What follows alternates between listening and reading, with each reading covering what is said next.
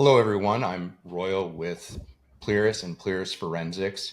I'm also the host of the Build Better Homes podcast. Today, we're providing a special, more information video for you guys. I myself am a Florida resident, and as of today, we have a very, very large Hurricane Milton en route to cause some damage. It's on a direct path for Tampa, looking to go right over top of Orlando and across there. And it's really going to cause havoc to some of the most densely populated areas of Florida. I wanted to provide this as an information video because this comes on the back end of a couple of things. One, the Hurricane Helene, and we've heard about the really poor handlings of FEMA and other things going on in North Carolina. And then we also recently had a 60-minute special in which insurance companies were kind of getting called out for adjusting claims following major disasters. With me today, I have Nate MacIntyre. Nate MacIntyre is the president of CSF Forensics. Nate and I go way back. Nate has been doing post-disaster investigation and construction forensics for over 2 decades. I've been doing this, been a licensed engineer since 2013. Prior to that, I did a lot of construction in the new construction and restoration world. Really, we want to provide to you guys where to start to try and get immediate assistance, things that you should have in your policy that really you may have to fight for or push for, because a lot of adjusters try and sweep that under the rug or under the fine print. And then how do you recover from this? What is your path out of this? And then lastly, we're going to close off with, for those of you that aren't in a disaster area, things you should be looking for in your insurance policy to protect you in the future. There are great insurance providers out there, and I can tell you they're not always the cheapest. And there are ones that are the cheapest, and they're the cheapest for the reason. So we really want to hit on things that you can do to protect yourself by choosing better providers, or more importantly, having things added to your policy to better protect you. How are you doing today, Nate? I'm doing great. Thanks for having me, Royal. Happy to be here. Happy to provide some insights and be a resource for people. This is never a fun time for folks, and they go through a hurricane or a nasty water loss, navigating through the perils of the construction defect world and insurance loss. It's not fun, but I've been doing it for 20 plus years. You've been doing it a long time, and I think we got a lot of good information to share with people. Yeah, and you were boots on the ground on the last major hurricane to run through Tampa. Was that 2 years ago? Yeah, it was a couple of years ago. I don't recall the exact hurricane that came through, but we got called out and we were retained to evaluate damage. So roofs ripped off of buildings, people without power, people without indoor plumbing, and just water damage to their buildings, not sure where they were going to go. So there's a lot of retirement facilities and condominiums that people are living in, and we were boots on the ground to analyze, what the structural integrity of the buildings and what needed to happen to fix them and navigate insurance coverage for folks. It's a lot of fun. Right. Yeah. We've been in some disaster areas. I've been in some disaster areas with my time on the disaster response team with the Corps of Engineers. That was obviously a different hat. We're coming out there and doing everything we can in major areas. I wasn't personally a part of Katrina, but I worked with a ton of people that were. Same thing with the Twin Towers, and then Haiti was a large one. It's never a fun time for anybody. It's a lot of chaos. Every lives get disrupted. And, those of us on the outskirts of it, I can tell you, I'm not far from where the hurricane is set to hit, but, the general consent, and I missed the one that Helene also missed us. It's always those, we're sitting here going, thank God it isn't us. But then our hearts are also going, what could we do to help these people? What I wanted to provide here is information to help these people. To start, hurricane comes through. People are uprooted from their homes. What are things that they can be doing either prior to, let's say today, the hurricane's supposed to hit, tomorrow. What are things they could be doing today to set themselves up if they just absolutely know, like, my home is going to get damaged? What are some things they could be doing, communication with their insurance companies or coordination to set themselves up? First and foremost, your own personal safety and your family safety is paramount. If you need to evacuate. That's the most important thing. But to set yourself up for post-water loss, post-hurricane damage, it's important to have a copy of your insurance policies, know what you have in place, and read those, see what's covered, what isn't covered. This isn't the time to try and negotiate a better policy. You need to be safe and look at what you have. Oftentimes when you're dealing with insurance policies and navigating coverage, it gets really messy and complicated. I've seen rooms full of insurance attorneys, insurance claims managers, and plaintiff attorneys, defense attorneys, all arguing over specific language in a contract, in an insurance policy, and what it means and how to apply it to certain things. So no one's going to have a really good answer for you. If you call an insurance agent, they'll tell you one thing. If you talk to a claims professional, they'll tell you one thing, and it's just messy. The first thing people could do is I would say, document everything that you have. I'm really big on photographs and 3D models. One of the things that we do is much transparency and integrity you can provide, the better it is for you and everybody involved. So I tell people, if you can start by taking photographs of everything, date stamp it, here's where my house is, here's what it looks like, here's all my property, I've got it photo documented, that gets uploaded to a cloud. So you have that, and post loss, it's easy to do a comparative analysis and say, here's where things were before the loss, here's where they are now. And that takes out the argument that a lot of people get, well, this is an old house and it's not covered. And it just helps with that sort of thing. So document everything photographically. Everybody's got smartphones. Just use your iPhone, or if you're an Android user, use that. Store that on the cloud. You have access to it.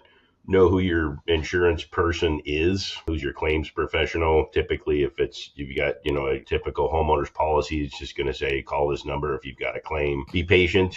These things don't go fast. Don't expect it to be resolved quickly. That's the other part of this. Post-hurricane and you don't have a house, first thing you want to do is find out, do you have housing coverage? Meaning, will they put you in a hotel? Will they put you in a rental while your house is being fixed?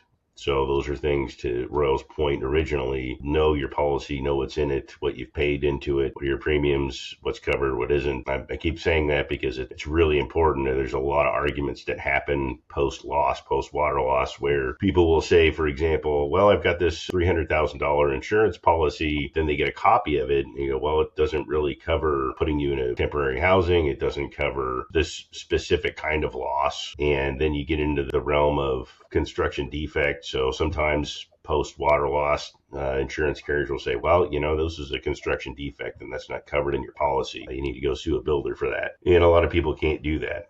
So those are things to initially kind of have in your back pocket, but be safe first. What I've been told by my insurance brokers, essentially document anything over $500. Take a photo of it, save the receipt of it, save it in the cloud, use Google Drive, whatever, and document its condition. The same thing for your own home. Storms incoming, literally just do a walkthrough video of your house, room by room, showing we have these things in these places and this is what it looks like. That makes it a very clear argument to anybody that comes into the adjuster of like, well, you don't have this documented, you don't have this. It doesn't matter if it's a 5-minute video or a 15-minute video. Doing a walkthrough where you can go through and our phones really make life easy with that, and just slowly scroll through and you can take snapshots of the key items in there, having all your contact information. And the other thing that I would say is knowing who your restoration contractors are, the good ones in your area. There's a lot of bad ones. And so having a good contact with that, anything disaster like this, bad people come out of the woodwork. We all want to get back into our homes as quickly as possible post-disaster. Have a good contact, know who the good ones are, and use only those ones. You're going to get a lot of people out there that are just coming out of the woodwork to try and do this, and they'll take care of you. And I bet you have been, and I have been as well, brought in a lot of construction defect cases where it was a fly-by-night restoration contractor that showed up after disaster happened and no work got done, or minimal work got done. It's a real pervasive problem, and I'm glad you brought that up, Royal. We see this a lot. I get calls from homeowners, sometimes insurance professionals, sometimes attorneys, sometimes restoration contractors, and oftentimes the term ambulance chaser is a real thing. Some of these guys, they have radios and they'll be on site after a disaster with trucks and just raring to go, which, that's great if they're there to help the homeowners. But one of the things I always caution homeowners is just take your time. Call your insurance folks. They have a process, but they're not always necessarily there for your best interest. They're just not. The best thing people can do, to Royal's point, is take your time. If you know ahead of time who good contractors are, and you can get those through referrals, you can get them through consultants like myself or Royal. We work with these guys hand in hand. We know who the good people are, whether that's in Florida, Oregon, Washington, any state, there's guys that are really good. And then there's guys that just kind of go, well, I've got a license and the insurance company hired me and I can give them a cheap bid. And that causes a whole slew of other problems. Just know that most of the time you have an insurance policy, the insurance carrier is going to send an adjuster out. Just like if you have a car accident and they're going to say, well, we think these are the areas that need to be fixed. Sometimes they'll say we've got a handful of contractors that will give you a price to fix it. In my experience, that doesn't always end well. And most of the time it doesn't. You get a lot of these guys that the insurance carriers kind of, I don't know if they broker deals with them, but they will send these guys out. And there's a phase to this. So usually you'll have the fire and water restoration companies. They'll come in and do dry outs. And those guys, they're really good at that. They'll rip a building apart. They'll put in dry systems. They'll dry it out. But they're really not great at putting stuff back. They're not engineers. They're not consultants. They don't have the experience or the knowledge to put these things back correctly. They'll give it a go. Some of them will give it a go. They'll attempt it. And what you get is scope creep. You get schedule creep. Then you get budget creep. And you get very upset homeowners that just want their homes back. So take your time, find the right people, develop a relationship with restoration contractors. Don't just take the contractors that the insurance company recommends, because you sign the contract with the contract, not the insurance companies. Getting on that point is, as I've told a lot of homeowners with, because they're like, oh, well, I've got a friend that's a contractor and he told me he can help me. Or the guy that built the house told me that he's able to do this work. Restoration work is not standard construction work. I get it. The contractor can do the physical work. That doesn't mean he can do the paperwork. And insurance restoration work, it's as much paperwork as it is physical work in the building. And if they don't do the paperwork right, your insurance is going to deny payment and you're stuck with it. And you're going to just be fighting and fighting and fighting. That's one thing that stinks. I mean, there are some insurance carriers that I do like, that I've had great experiences with, where they came in and they were like, take care of the client, we'll deal with the paperwork on the back end. And that was a great thing to hear from the claims adjuster. But for the most part, 90+% of them are, hey, you have to get this approved. This is a change. This is a code upgrade. These things are outside of just the general restoration scope. You have to get these things approved if you want them paid for. The other thing that people don't understand is your insurance policy is to restore it to the condition it was prior to the damage. If you had laminate countertops and you're like, well, this disaster destroyed my whole kitchen. When I go back, I'm going to put in granite. Well, guess what? Your insurance isn't paying for your granite countertops. They're paying for laminate countertops, and any of that difference you get to pay for. If you had old oak cabinets and you decide to put in fancy cherry cabinets, guess what? Their estimate of what those old oak cabinets were, not what the brand new cherry cabinets are. That's always a constant point of contention. So document what you have, know who your contact people are with your insurance company.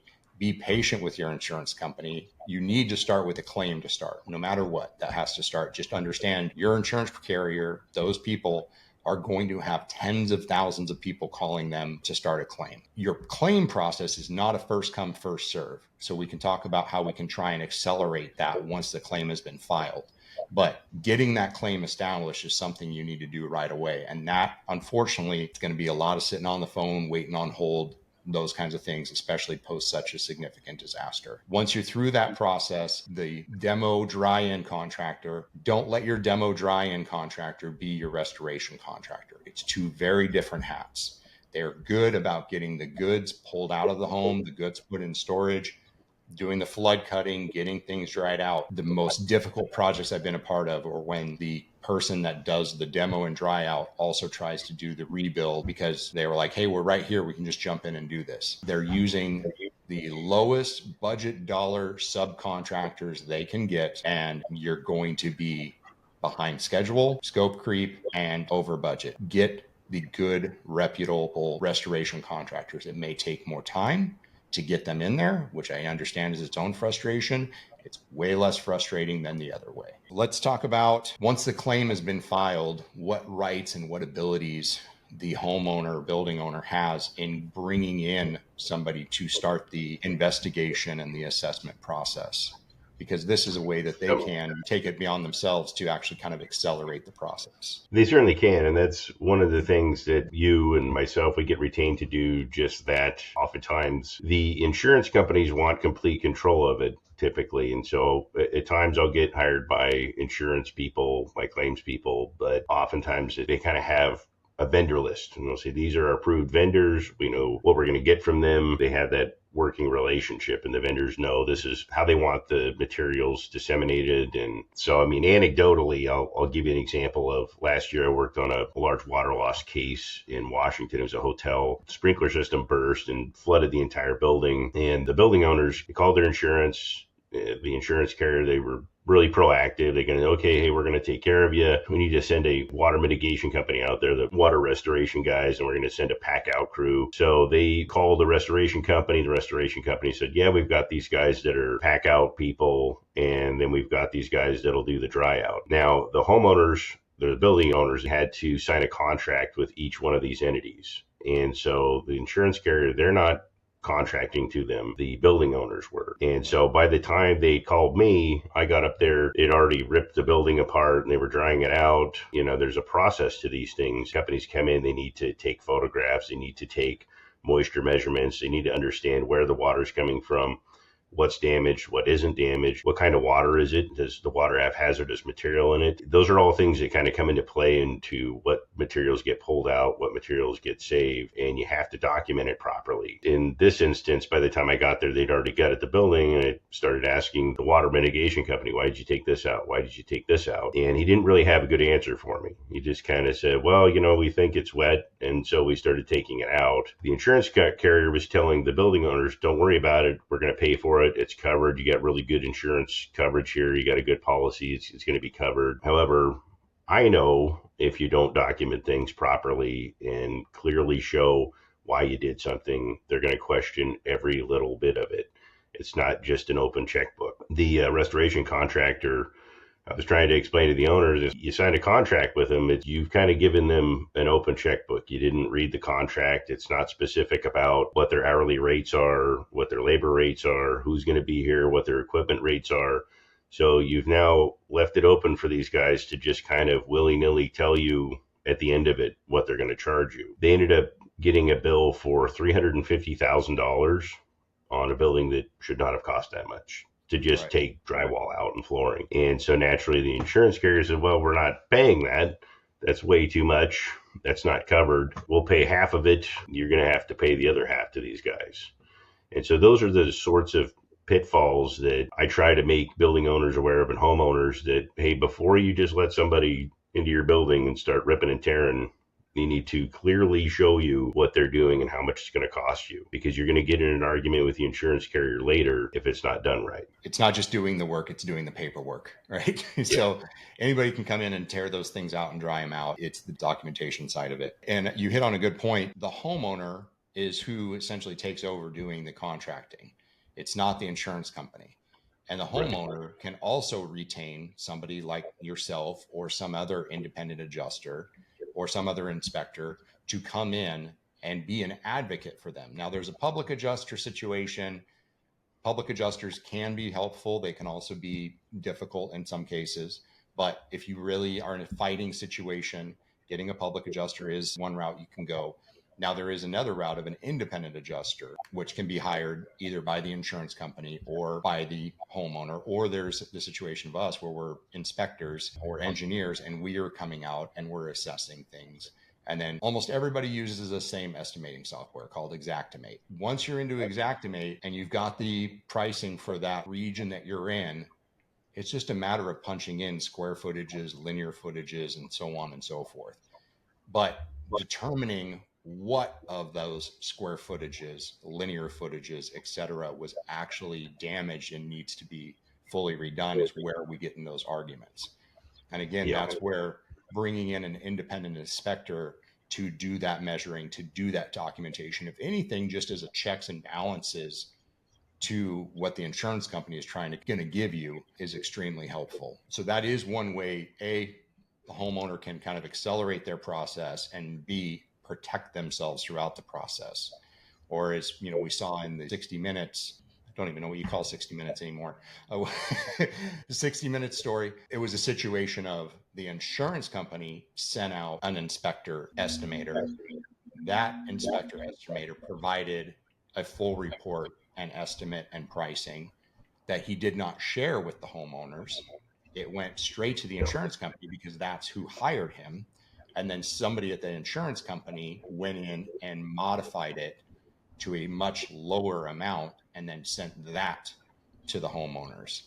So this Yep. again, bringing in your independent, and the insurance company, you can make the insurance company pay for that independent you brought in. So it's not a situation of that money for you to bring in the independent is out of your own pocket. It's also not extremely expensive in the grand scheme of things. I think, Yeah, and I didn't see that story, but I can tell you I've worked both sides of the fence on this, and I've had situations where building owners will have hired me, and they'll say, well, the claims adjuster just says he's here for us, he's here to help us, and they're sending a consultant out, and that he does what you do.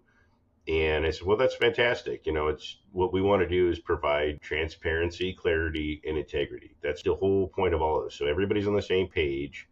And my concern for you is that they're not going to share this stuff with you. And they didn't. The building owners called and said, well, they're not sharing the guy's estimate. And it's similar to the story you're just telling me. It was kind of, they're not sharing the estimates. They want us to get our own contractor. And we know, they're saying that the estimate we got back from them was a third of what we think it's going to take to fix this thing. And so what we provide in that instance is I just 3D modeled the building.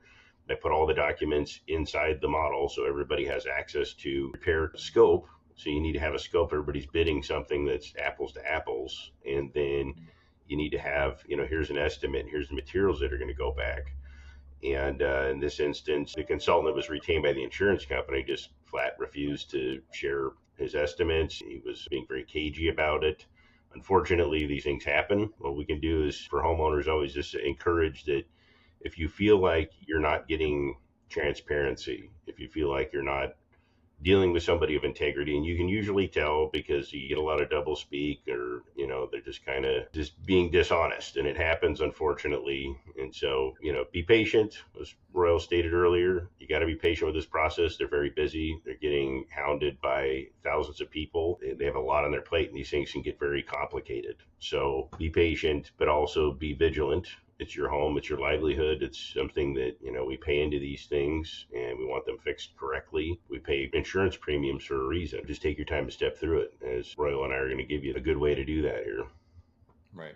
Yeah, and this is, give the people listening kind of an idea. Getting an independent estimator to come in, you're talking, and then the Matterport modeling and stuff like that, you're talking a couple to a few thousand, a couple to a few thousand for the independent estimate, a couple to a few thousand for the full Matterport model. And so in the grand scheme of things, where we're talking a situation and a lot of this area that's going to be getting hit, average price of the homes in those areas are around $750,000. If you're going into a situation where the contractor and the insurance adjuster are off by hundreds of thousands of dollars, bringing in an independent to be the final say is really where it's going to help you. The same thing applies in the construction defect world of, you've got this adjuster who is either retained by the insurance company or the person that is employed by the insurance company. They're going to adjust things in their favor. In some of the best construction defect cases that I've worked on, and probably yourself, is when we're brought in as the independent expert.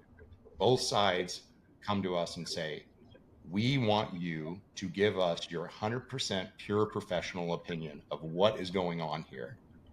And then we, the attorneys, will hash it out from there. It's never a good day for anybody when you've got this expert retained by this side and this expert retained by that side, and they're arguing over the same things. And, they're referencing, well, this research references this and this estimate references this. And what the independent says is what the independent says, and that's what we're going to go with. And you have that right as the insurer to do that. That's one way you can protect yourselves. All right. So we've got the claim. Disasters happened. We've got the claim. We've got the estimate. We've retained the contractor. Now, how do we keep that contractor in check going through the process? And then the next phase of this, so taking it through the steps, you file the claim, we've conducted an investigation, typically, so a lot of these cases we need Royal as a structural engineer to come in and say, yeah, here's what needs to happen structurally with building, with the house. My specialty is the exterior building envelope, the walls and HVAC and things like that. And so we kind of tie it all together and say, here's what the scope of repair is. Here's what needs to be done to the house to put it back into pre-loss condition. You get the bid from the contractor's ready to mobilize. He's like, okay, I got all the materials, I'm ready to go. I've used the scope of work from the consultants, from the engineers. Here's how much it's going to cost. They got to go get their permits. And then I always recommend that you have a independent construction manager. So that's somebody that's going to process pay apps, make sure that the contractor is doing things on time and on budget. And, this guys go back to just like with the insurance carriers, it's all about transparency and integrity and building a system where we can show the homeowners, here's where you are in the process.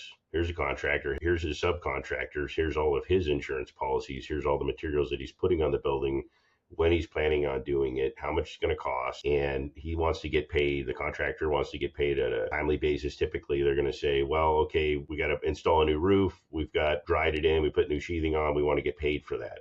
And they'll send a pay app. And so your construction manager will look at the pay app and say, yep, they're about 20% done. They put the sheathing on. It's been inspected by the engineer, or counties come out and inspected it. We can pay them for that, and we can go on to the next phase. Again, you're in control of paying them. You don't have somebody just billing you like crazy and not making progress on the job. This is another thing that happens a lot with these restoration projects. Some of these kind of fly-by-night restoration contractors, they'll ask for these big down payments, then they start spreading themselves too thin, or they'll claim that there's supply chain issues, or there's issues with their subcontractors, or there's delays with the county, which does happen. You can get in arguments with building officials that they want things done a certain way, and that'll change the scope. So that's another reason to have a good construction manager that's kind of liaison between you, the homeowner, building owner, and the contractor and the subcontractors, just to make sure that everybody's seeing the same thing, everybody's communicating, everything's being documented a certain way. So that's the next phase. That's the during construction phase. Yeah, and having that independent reviewer again during and pay processor is really helpful. And that's something we can offer remotely to clients, where essentially they're sending us progress of the work, invoices and stuff, and we can be having somebody that has good construction knowledge reviewing that information and fighting in the homeowner's corner to keep the builder accountable. And I've seen builders threaten this, really the crappy ones.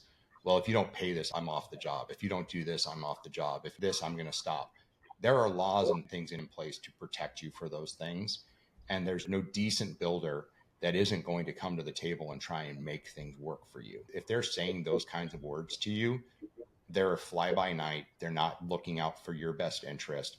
They're wanting as much money as quickly as possible. And either you're going to wake up one day and they're never going to show up just because you paid them a big check. You're at more risk of them not showing up for work the next day if you pay them a big check versus if you don't pay them that big check. So that's where you really need that assistance, not just in the inspection and fighting with your insurance company. Now it's protecting you throughout the rebuilding process. So, okay. Yes, that's right. And, these things can get complicated. And, I'll give you anecdotally, sometimes you'll get a water loss. So whether it's a hurricane or water or fire or snow, you get a loss and it wreaks havoc on your building. And the insurance carriers, they want to pay. You've paid your premiums, they want to pay for it, but they want to get recovery if there's a product failure. So if, the sprinkler pipe system was manufactured poorly, or you had poorly manufactured roof shingles, whatever the case may be, sometimes insurance carriers, they will pay your policy and you made whole, but then they want to go and they want to recover money from somebody else. So if you got a defective product, or sometimes construction defects, things were installed improperly, and they want to go after the builder that built the house and recover that insurance dollars that they paid out. And so, again, that's important to have a good expert, a good consultant involved, because we can document these things, and it kind of helps the insurance carrier, because we can say, yeah, this was a defect on top of a water loss event. We can help subrogate, is what it's called. We subrogate to whoever, we deem is responsible. So, it's a bad fitting in this pipe and it burst, and well, it's a manufacturing defect. So we can help the insurance carrier go collect money from the defective materials. Yeah, an insurance company wants to make sure the money they're putting out there is to get the actual restoration work done. But, it's up to you as the homeowner. It's you covering the contract that need to make sure that that's taken care of. And some insurance companies, once they determine an amount, they write you a check for that amount and they say, have fun. Like, that's it. And then it's up to you, the homeowner, with this big chunk of money, to properly manage it to get your home restored. Insurance companies, if something is a situation of a actual product failure or system failure or prior contractor, they'll come back for subrogation after those situations. One of the craziest restoration projects I was ever a part of, a water main broke directly above a house. It wasn't the situation that the water main broke. It was the fact that it took almost 30 hours for the water company to get the water line turned off. So 30 hours of an 8-inch water line at full pressure, blasting water down this hillside directly in front of this one very, very nice home. And the home was actually a pretty prominent figure in the community, caused significant damage. The insurance company basically just came in, and the utility company's argument, and we've seen it in a small case, or in the bigger case, the town outside of Chico, California, that had the power lines that failed and caused a massive fire. Their argument is, well, we run everything to failure and we can't control when it fails or how it fails or the damage after it fails, right? That was their argument. Well, and our argument was, why did it take 30 hours to shut off the water line? And you guys provided no assistance, no sandbagging, no nothing. So literally this water line is just eroding out this entire hillside for 30 hours in mass pressure. And that was a situation where we represented the homeowner in the rebuild, but then we also came on with the insurance company and went after subrogation after the utility company for their negligence in that matter. That's its own thing. Now, in the case of this hurricane, obviously we can't sue Mother Nature, but we can know that there are things in place to try and protect you as the homeowner, regardless if it's a situation of a failure or massive damage from this storm or massive damage due to a failure of a part, a failure of a system. Roofing material failures are a common one. Building envelope, stucco failures, lots of class action suits with those have occurred. So there are things that the insurance company tries to protect you from.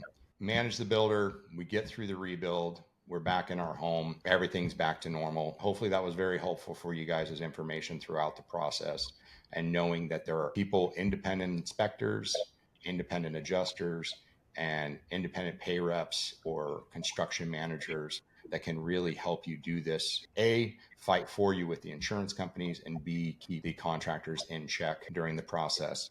Now, there are some things within most insurance policies that a lot of people don't know about, and that are ways to get extra pockets of money. Again, most insurance adjusters try and not make fully disclosed, or there are insurance providers that offer this that I really like, and some insurance companies don't offer it. There are ways to get it added to your policy. Again, maybe it won't be the cheapest policy, but when disasters happen, you'll be the most protected. So the first one I want to hit on is code upgrades. You and I have dealt with this a lot with the restoration stuff. So every policy has the number that they give you of what your assessed home's value is, right? And they basically say, okay, what a common spread is, we've assessed that your home value based on its type of construction and square footage, if it was to be destroyed, to rebuild it would cost this amount of money. Unfortunately, that doesn't account for is the initial cleanup of it, because in a lot of situations your house may be significantly damaged, but there's still a skeleton and still a ton of debris sitting around, and that assessed value does not account for that demo clearing of the site. And there are things within the policy that you can either add. One of the simplest ways that I looked at it is I take whatever their assessed value is, and most of the insurance companies that I work with on my buildings, I say, that's cool that that's the assessed or appraised value that you came up with my building. I want you to add 10%, 20%, whatever to it. So I know that I am not, what the common term is, underinsured, because I know that if a disaster happens, if my house catches on fire and the firefighters come out and they save half of it, well, half of it's still standing there, but the whole thing's got to be demoed. I'm not trying to restore just half of the building, because the other half is still significantly damaged. It's just standing. There's significant expense in doing that demo. Okay. Or in the case of us in Oregon and Washington, a tree falls through a house. That was a common thing that happened. Yep. Insurance companies give you like $400 to remove that tree. Good luck finding somebody that will remove a tree for $400. Not going to happen. If you got 5 trees that fell on your house, guess what? You still get $400. Different things you can add to your policy, just like on your auto policy. Sometimes auto policies have windshield repair at 0 deductible, and some policies have no windshield repair. That's why you got those companies that are all about the like, we'll fix the chips and scratches in your windshield at no charge, but they know they immediately look at your policy and find out whether or not it's covered by your policy. They'll let you know, like, hey, your policy doesn't have this. Similar things on your own homeowner's policy. Increasing your coverage if your insurance company will allow it. However, code upgrades, that is something that I understand in most cases is a blanket, and it's typically 25% of the assessed value of your home. So if you have a home with $1 million assessed value, you have a $250,000 over and above you're allowed for upgrades required by building code to your home. Those are ways that you kind of that extra pot of money. That code upgrade does not include anything within your contents. And most policies that I see, and you can correct me here, most policies I see, they tend to assume house contents at about 50% of what your assessed value is. But there are ways you can get additions to your homeowner's policy. I'm a big watch guy. I've got some fancy watches. Those are on my homeowner's insurance policy completely separately. My house goes up in flames and my watches are taken from me. I get exactly what I paid for those watches back, or whatever market value is. So same thing with also your women's jewelry, your wife's wedding ring, any fancy bracelets. You can do that if you've got some fancy computer gear. I know one of my neighbors, he's got a racing simulator system that he has a stupid amount of money into. It's super cool.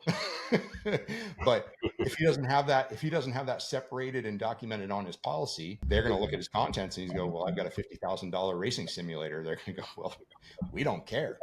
Right. So those are things you can call your insurance company, have them added to your policy as a documented line item, to where if your house is damaged, it's taken care of. And I highly recommend it. And it's pennies on the dollar. Pennies on the dollar. If I go in and I add a watch to my homeowner's insurance policy, it's a couple dollars more a year. It's not a significant change. Code upgrades is a big one you need to be aware of, the contents and what you can do with your contents. And then the last thing that's going to be something that affects people across this entire hurricane, electrical. Once electrical is wet, it all has to be replaced. And any insurance adjuster that tells you differently has no idea what they're talking about. I have almost a 16-page report citing every single ASTM standard, NFPA standard, and so on and so forth for interior home wiring that is clear as day. It doesn't matter if it's the outlet at the end of a 200-foot run that got wet. That entire 200-foot run of wire is to be replaced.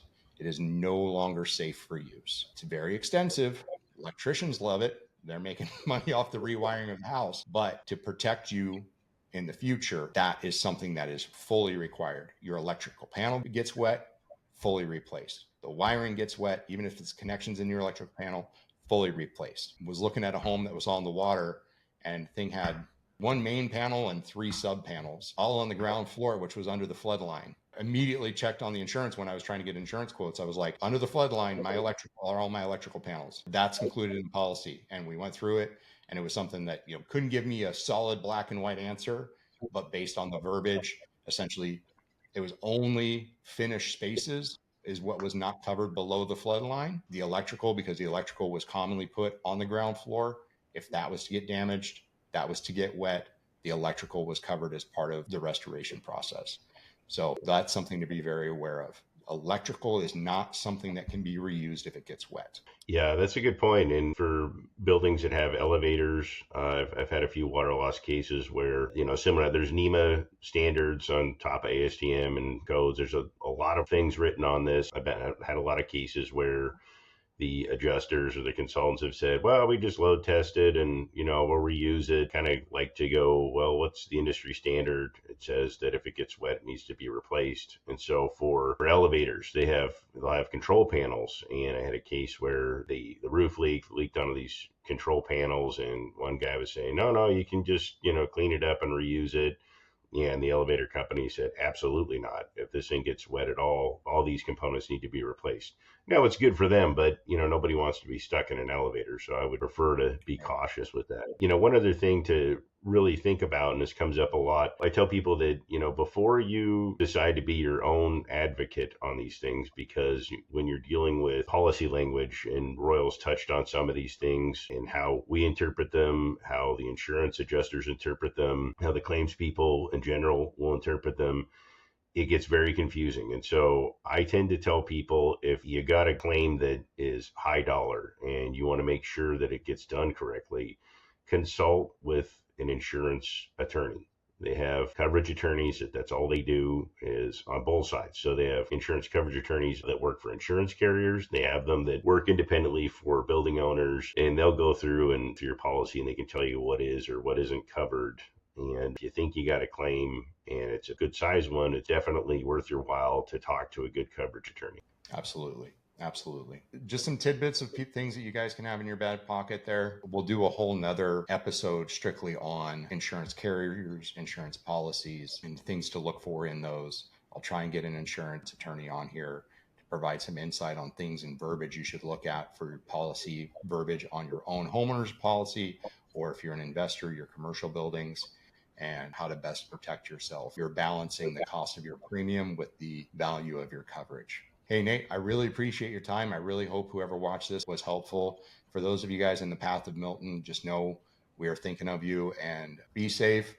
I know it sucks when you're put out of your home and when stuff gets damaged, but all of that can be replaced. Your life and your children's lives cannot. So just make sure to keep yourself protected. Otherwise, if you would like us for assistance, please look us up at Pleris or CSF Forensics. We'll provide our contact information along with this video. And we have not only ourselves, but a whole Rolodex of professionals. For those of you that are old enough to know what a Rolodex is, we've got a lot of contacts across the United States that are available to help all of you in need once this storm passes. And God bless. God bless. Thank you.